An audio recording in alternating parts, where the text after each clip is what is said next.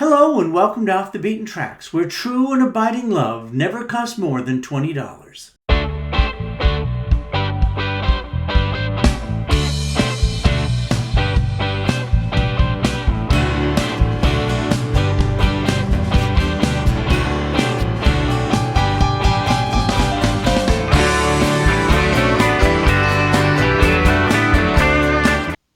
My first out of the day will be this one. This is Catmother and the All Night Boys, Last Chance Dance. There are the All Night Boys there. It is a gatefold. So this was done in 1973 on the Polydor label. This is the last of the 4 albums by the All Night Boys, perhaps giving you an indication right here. This is your last chance to dance to them. They were formed in New York, but they moved after their first album to San Francisco. Who wasn't moving to San Francisco around 1970. Their first album, interestingly enough, was produced by Jimi Hendrix. The co-founder, Roy Michaels, played with Richie Furay and Stephen Stills in the Go-Go Singers before he joined this. Buzzy Linehart's on this album. This is really reeks of the 1970s, the early 1970s, but for me that's a very good thing. There's some nice jams on this album. It just is music from that period, and if you do like that stuff, you will like this. I would give this a 7.5 minimum. I've listened to this several times, and every time I like it. That's a true test for me. Last Chance Dance by Catmother and the All Night Boys. My next album will be this one. This is Frankie and the Knockouts. Below the Belt. Very hard rocky sounding title. This is on the Millennium label from 1982. It's their second album. They started out as a sextet, but when they got to this album, they were reduced to a quintet of cartoons on the back there. This sounds a lot like Foreigner. In fact, you can hear the Cold as Ice piano on the opening track, Never Had It Better. They scored a top 25 hit with the song Without You. Interestingly, 2 songs that were written and recorded by the band were Hungry Eyes and Time of Your Life, but I don't think they were released during the lifetime of the band. Both of these songs were on Dirty Dancing and earned young Mr. Frankie an Academy Award. So that's pretty cool. There aren't too many hard rockers like that walking around with Oscars. So Time of My Life was chosen as a number 15 song on the top 100 best songs ever written. Frankie's albums, along with a lot of other people, were lost in that 2008 Universal fire. Talk about tragedy. He's now in a band called Brotherhood, but back to this album.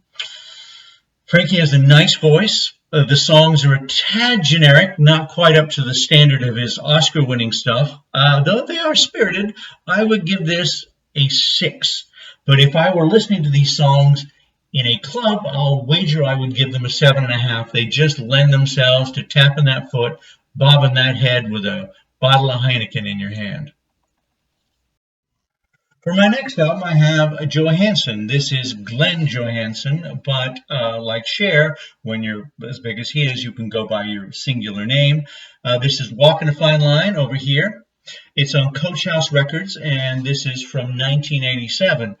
And this is close to my heart because Glen Johansen was born in my hometown, Oshawa. Small amount of bands, but some significant stuff has come out of Oshawa. Bob Bryden of Rain Ghost and Spirit of Christmas. Mars Bonfire, who wrote Born to Be Wild. Wednesday, who had the big hit with Last Kiss in 1974. All out of Oshawa. So is Glen. He's primarily a keyboard player, though he can play a bunch of instruments. And this was really his only album, though he's played as a sideman with Mick Jagger, Nash the Slash, Ronnie Hawkins, Martha and the Muffins. This album is from 1987, and it does have that 80s keyboard programming sound that we've all come to hate, but he was a keyboard player. What choice did he have? It's described in Discogs, quite unflatteringly, as disco, but I do think that's not right. It's not accurate. It is funky in spots, but it's rocky as well, and there's a smattering of reggae in here. Over here, this is Dominic Triano. He plays on a lot of the tracks, and he is one of my favorite guitarists of all time. I'm going to give you some highlights. You Can't Go Back and War from side 2 are terrific songs. A couple of very 80s sounding stuff, especially the ballads. The ballads are a bit too drippy for me and have those kind of whatever those electronic keyboards are that you can't stand now. Yuck. But it's a pretty good album overall. I'd give it a 6.5. Because he's from Oshawa, maybe 6 3/4. I give him a quarter just for being from Oshawa, because it's a hell of a place to learn to play the guitar and the keyboard and become a rock star. My next album is called Swimming, but they're not really called Swimming. They're called Swa/M/Ng. And this is Feel Not Bad. This is on Old Flame Records from 2015. These guys are from Arkansas. They were originally called Swimming, but there's a British band by that name, thus the slashes in their name as opposed to actual letters. Right off, the first song reminded me of the Skids, maybe early U2. By the second side, they'd mix it up a bit. There's a very 80s feel to this. Jesus and Mary Chain are often mentioned as kind of an influence on these guys. You really need to listen to this album intently, and I found this out the first time I listened to it. The songs, it's one of those albums where the songs kind of blend into one, so you really can't tell one song from another. It's just kind of a sound, because they do have a sound. But I put the headphones on, and I gave this a second and a third listen, and there are some good songs on this. It is one of those albums where you can't just put it on in the background, like, say, a Bruce Springsteen album or something, and pick the qualities out. This is one of those things you really need to sit and listen to and pay attention to. So I'm going to give this album a 7 if you've got headphones on.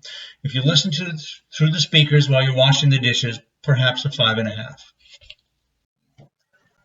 My next album is Priit, Ailma, and the album is called Covesky. I apologize to anyone who's Estonian. This is Estonian. My pronunciation is probably terrible. Priit Ailma is an Estonian writer, poet, humorist, and politician. It's amazing how many of those Eastern European guys who were writers and humorists became politicians. A lot of them out there.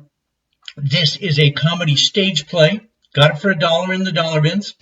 And I hear people laughing between the lines, so I assume that it's relatively funny. My Estonian is criminally rusty, so I could not really tell you whether those laughs are warranted. There is one song on side 2, also in Estonian, I assume. I don't know. Those Eastern European languages. The tune's pretty good. I would give this a 5 or possibly a 1. It's very hard to quantify an album like this. Am I glad I bought it for $1? Yes, because, how many times are you sitting around a party and somebody says, have you got anything that's funny in Estonian? I'm prepared.